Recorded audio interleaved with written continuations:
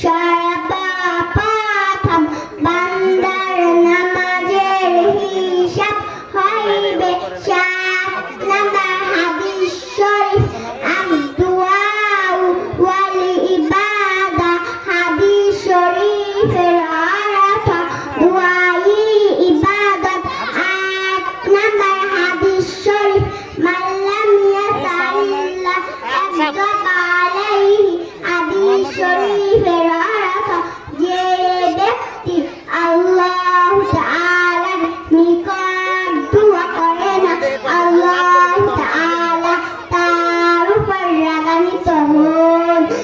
9 number হাদিস শরীফ লা